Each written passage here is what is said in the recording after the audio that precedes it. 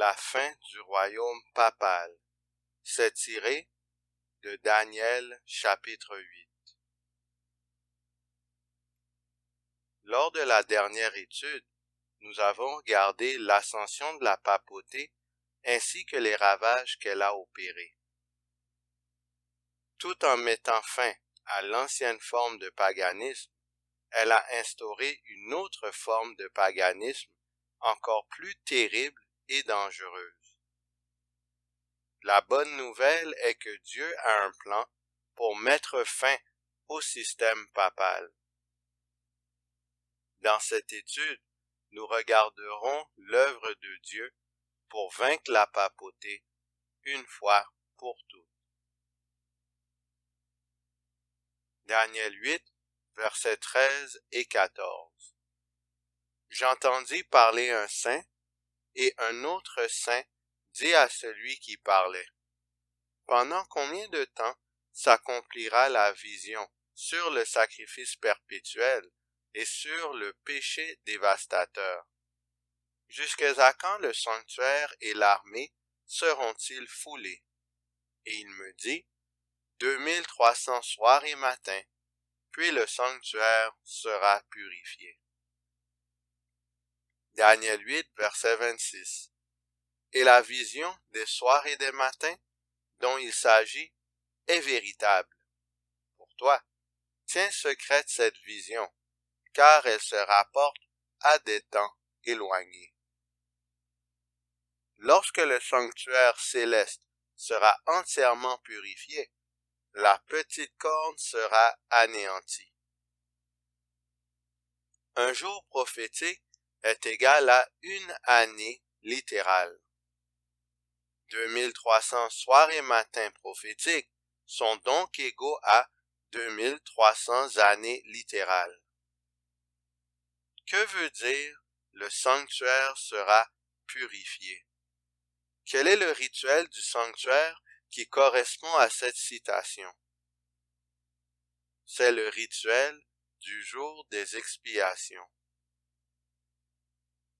Quoique nous avions déjà traité en détail de ce sujet dans une étude précédente, nous allons revoir la portion du rite dont traite la prophétie.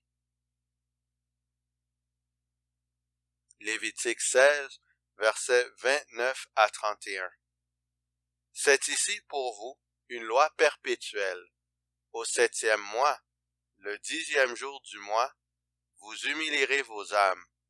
Vous ne ferez aucun ouvrage, ni l'indigène, ni l'étranger qui séjourne au milieu de vous. Car en ce jour, on fera l'expiation pour vous, afin de vous purifier.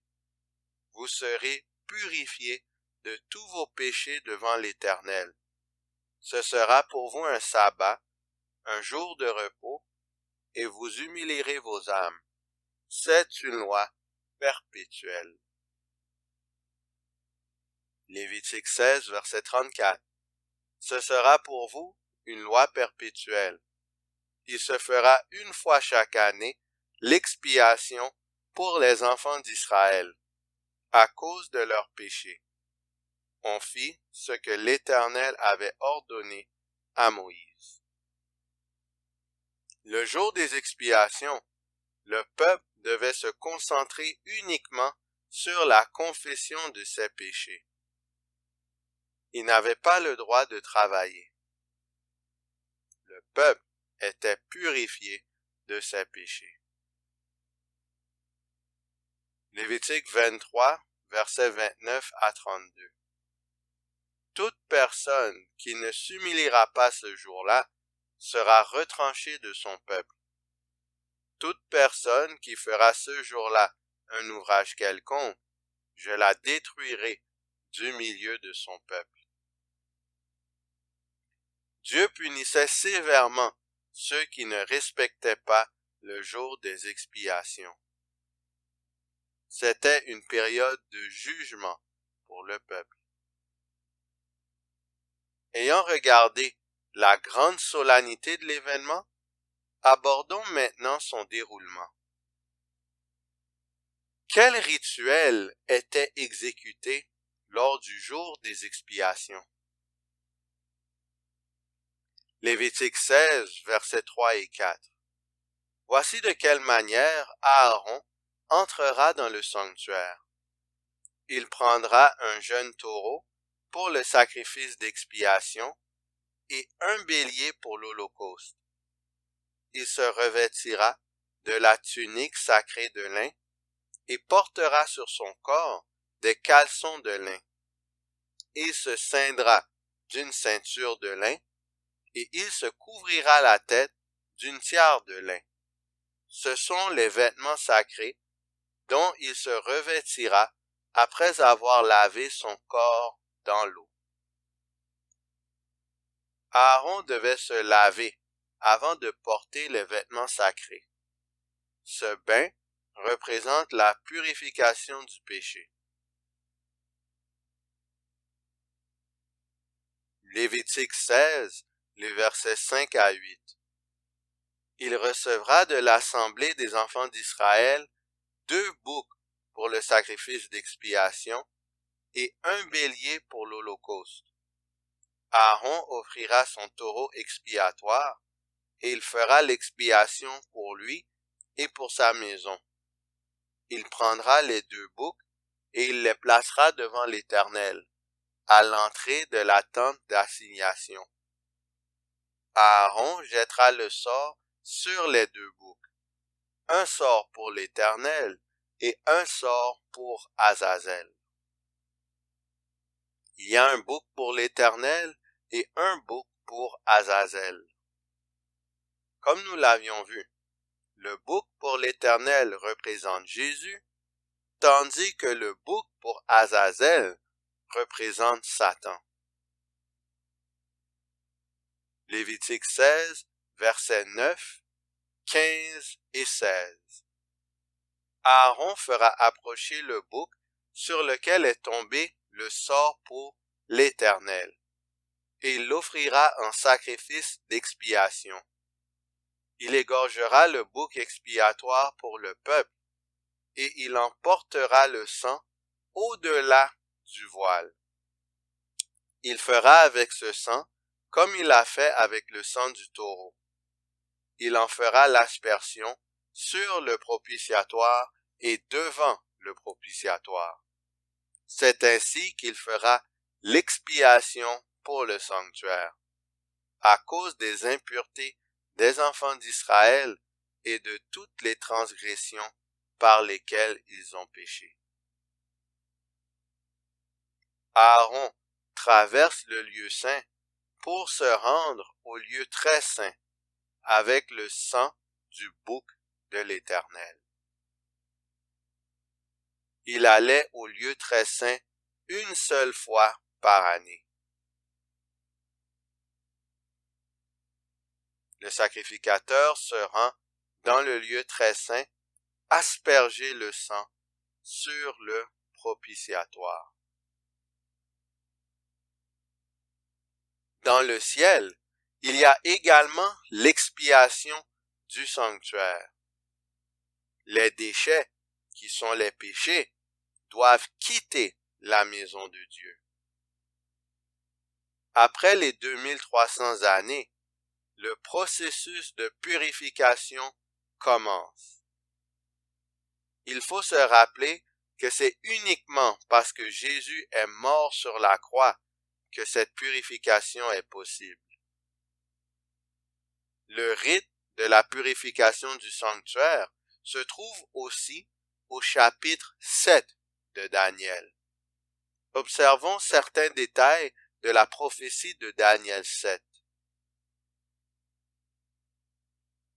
Daniel 7, versets 9 et 10. Je regardai, pendant que l'on plaçait des trônes, et l'ancien des jours s'assit. Son vêtement était blanc comme la neige, et les cheveux de sa tête étaient comme de la laine pure.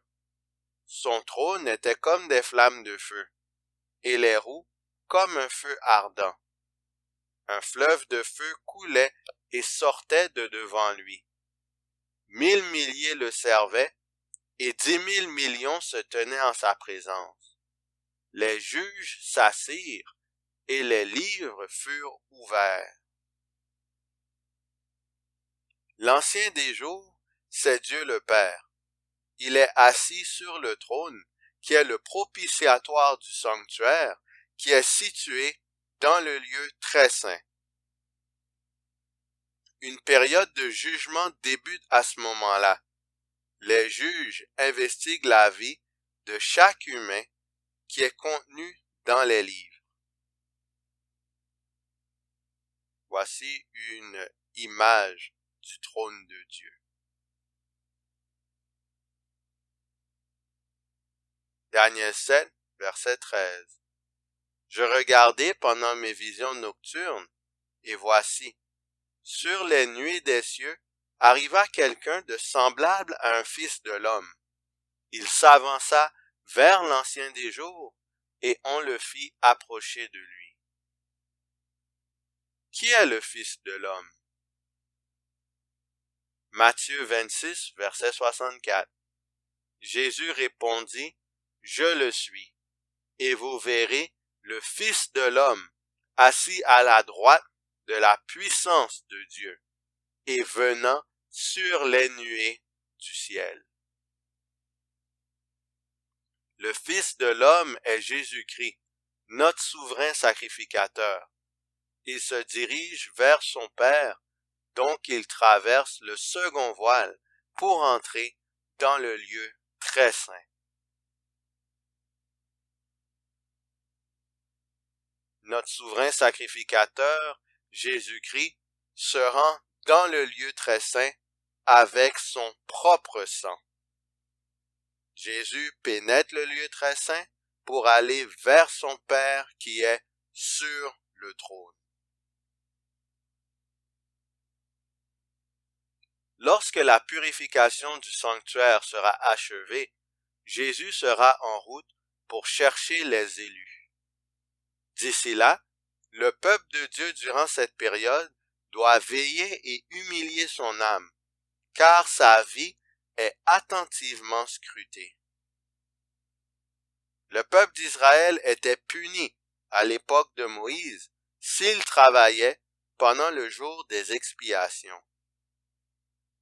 Le peuple de Dieu, de son côté, ne doit pas s'occuper de frivolité durant ce moment, mais s'assurer que tous ses péchés sont confessés et qu'il s'est détourné de ceux-ci. En quelle année la prophétie concernant les 2300 années, la purification du sanctuaire, a-t-elle eu lieu? La réponse est contenue au chapitre 9 de Daniel. Nous regarderons cela dans la prochaine étude. D'ici là, qui allons-nous choisir? Le royaume du vrai souverain sacrificateur, Jésus-Christ, l'agneau de Dieu qui ôte les péchés du monde? Ou le royaume du faux souverain sacrificateur, le système papal qui est prêt à disparaître? De la même façon que Satan, le diable qui contrôle ce système, est appelé à disparaître. Choisissons le royaume de Jésus-Christ, de notre chef de l'armée, car ce royaume subsistera à jamais. Que le Seigneur vous garde.